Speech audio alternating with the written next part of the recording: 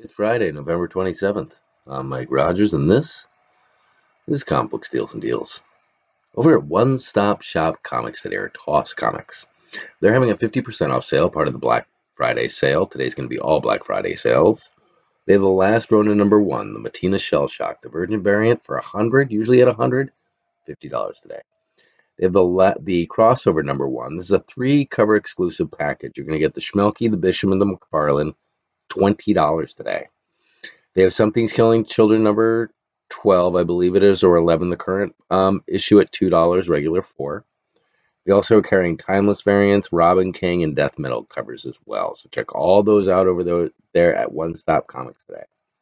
One Stop Shop Comics today. Over at Scotty Young has a King in Black. It's the only place you can get it is ScottyYoung.com. He's going to be doing Black Friday all the month of December.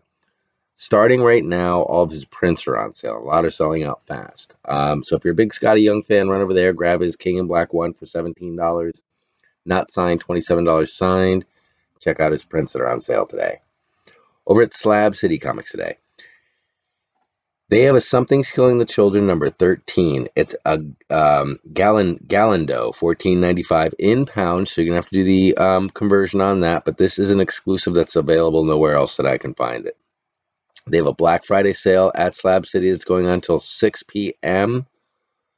our time, which will be midnight their time, or approximately midnight their time. And then that ends. They're in England, so it's just going to run till like midnight or 11 o'clock tonight. Over at Comic Connection, they're doing buy two, get one free. In that section, the buy two, get one free, they have Homesick Pilots, Crossover, Venom, and that same crossover deal, same exact package, the Schmelke, the Bishop, and the McFarlane, for $14.99. So if you don't want to pay $24, you can pay $15 from it for Comic Connection today. Sanctum Centaurium has Something's Killing the Children #13. This is a Robert Hack variant, $19.99. They also have the Ice Cream Man #22, a Robert Hack variant at $19.99. Both of these should be in the thumbnail today. $19.99 a piece. You can buy them as a set at $34.99. They're both freaking gorgeous. They will sell out as soon as everybody knows that they're available. Over at Slabbed Heroes today, they're doing a buy one, get 60% off slabs. Now, the slabs that they have all new titles. So you can if you only wanted to buy your books and Slabbed Heroes, you can go and just buy slab books and you're getting them at a discount as well. It's amazing. They have Batman Who Laughs, the Capullo, #1, $69.99. You can buy that and get 60% off the next. Alex Ross Time-Lit variants, 9.8, range around $49, $50 for 9.8. They also have a huge Venom selection of 9.8s of all the current titles. So if you're looking for those Venoms and the 9.8s, they got them all over there. Over at Unknown Comics today, they always have buy two, get one free. They have 30% off their pre-orders and FOC, final order cutoffs. And then what they're doing is Black Friday bundles. And in those bundles, they have Mercado, Kirkham, Perillo, Mastrazo, and Ancelito. Is that how it is? I'm sorry, Anacalito, I believe.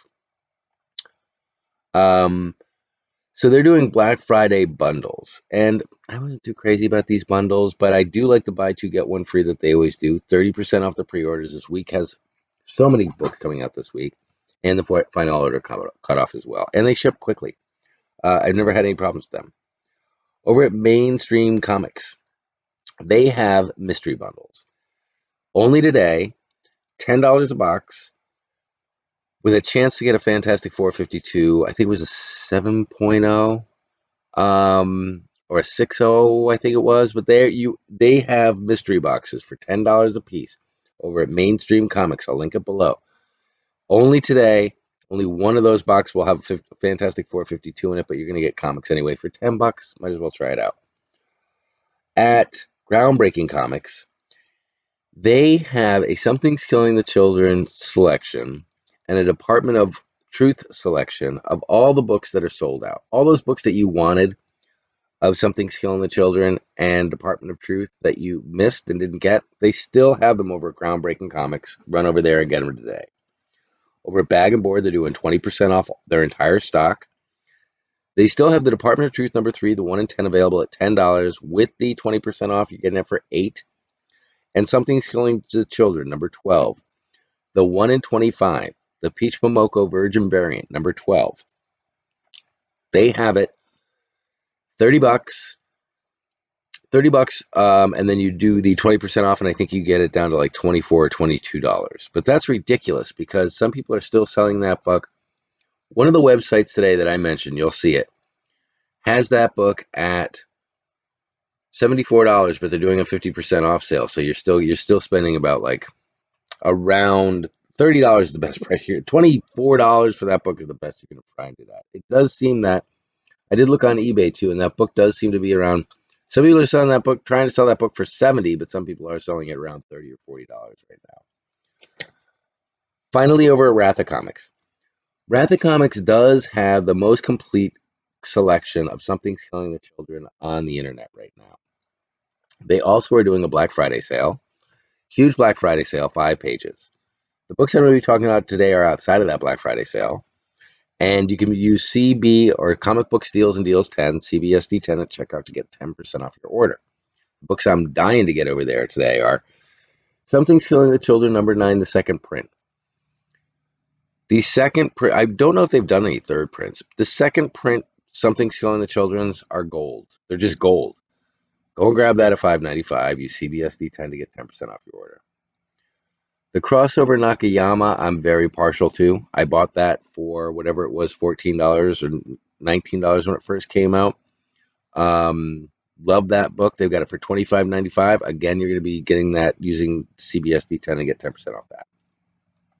They have something that I want to get for Christmas, actually, probably for myself. The Momoko hardcover. This is the Paris 2019. I don't know if it's 20. Maybe it is 2019. Paris 2019 hardcover. This was a Kickstarter variant. I meant to order this when it was on Kickstarter. It's a hardcover with Peach Momoko's work on the cover. And then I'm not quite sure what's in the middle, but it's a nice big hardcover, so I'm going to probably get that for myself for Christmas. $24.95. It's crazy. This is you could only get this through Kickstarter. It's a Kickstarter variant. $24.95 against using CBSD 10 to get 10% off your order. Wrath of Comics is insane. We should all be using Wrath of Comics because beyond the discounts that you're getting there that Wrath of Comics sends you guys, they just have one of the most insane selection of comic books on the internet, and people just aren't going over there and grabbing them. If you think the prices are a little high, you always got that CBSD 10 to use. And then check out that Black Friday section today because it's insane. I was going to do an entire episode on The Mandalorian. I watched that thing 4 times this morning for some reason I was up at like 5 o'clock in the morning.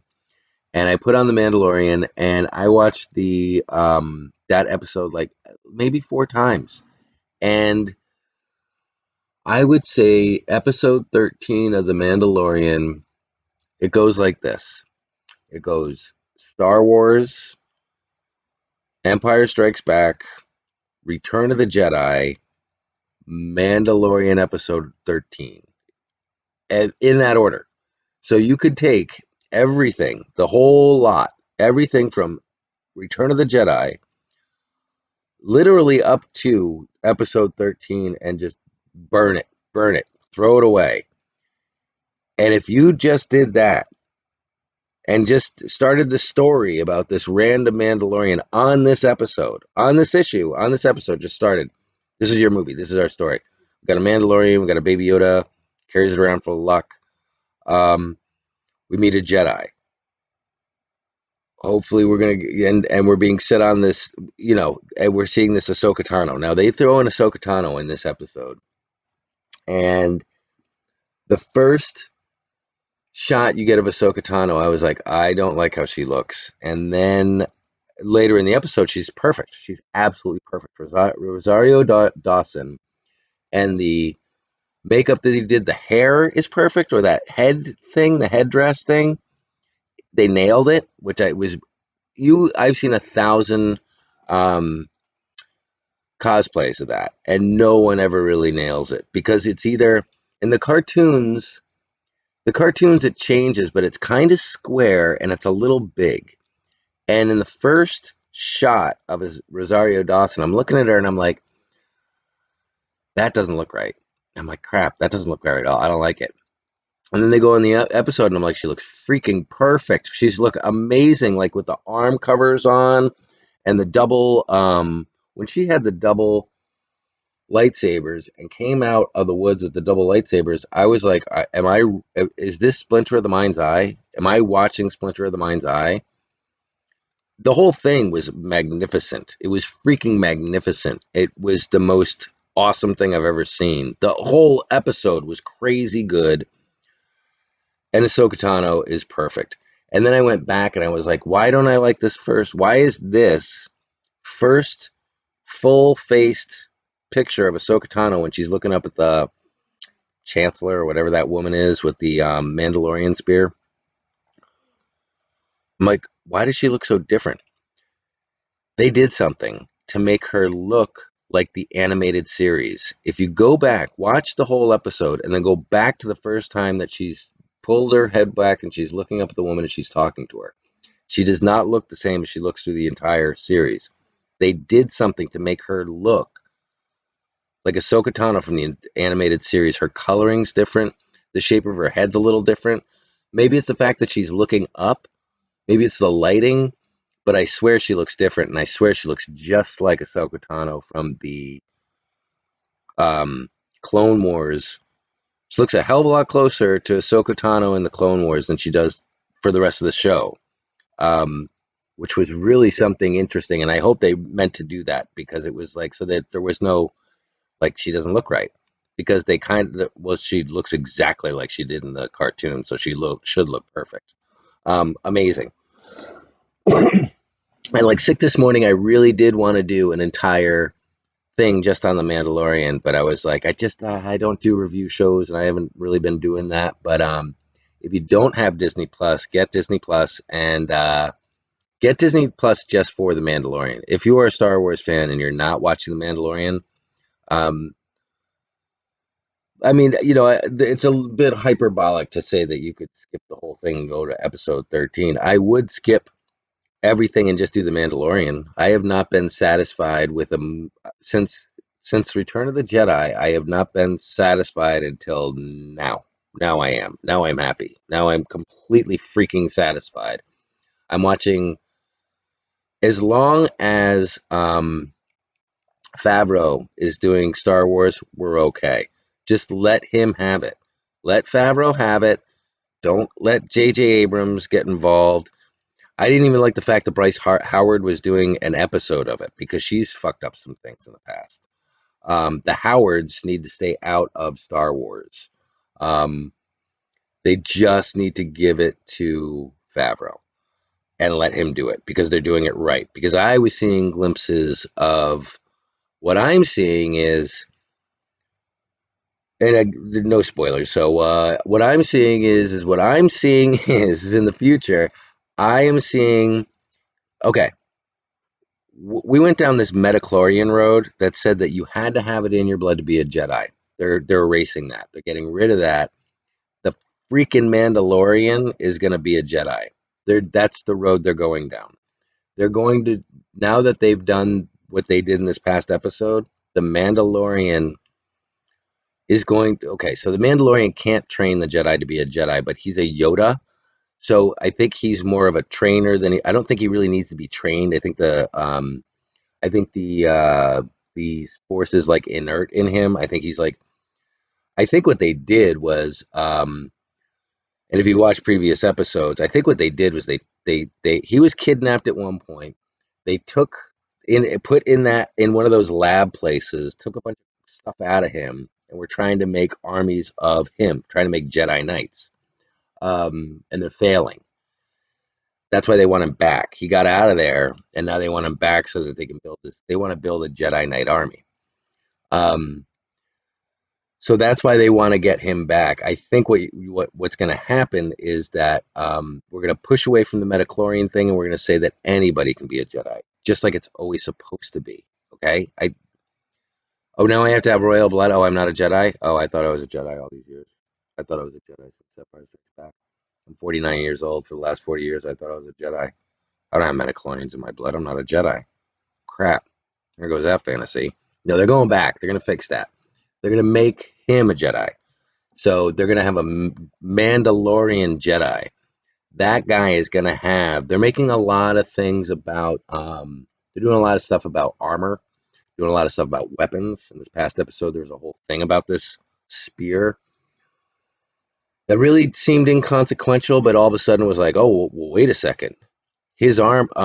They established one thing. His you cannot a lightsaber cannot go through Mandalorian armor. I can't remember what they were calling it, but a lightsaber cannot go through Mandalorian armor. So weapons are a big thing in this series. Armor is a big thing in this series. He will inevitably have a lightsaber, and he will inevitably be a Jedi. And what we're gonna get is we're gonna get a small Jedi Force led by Ahsoka Tano, and led by Ahsoka Tano. Don't get that wrong. It's gonna be led by females the whole time. Let them do it. It's perfectly fine. Doesn't matter. Let them do it.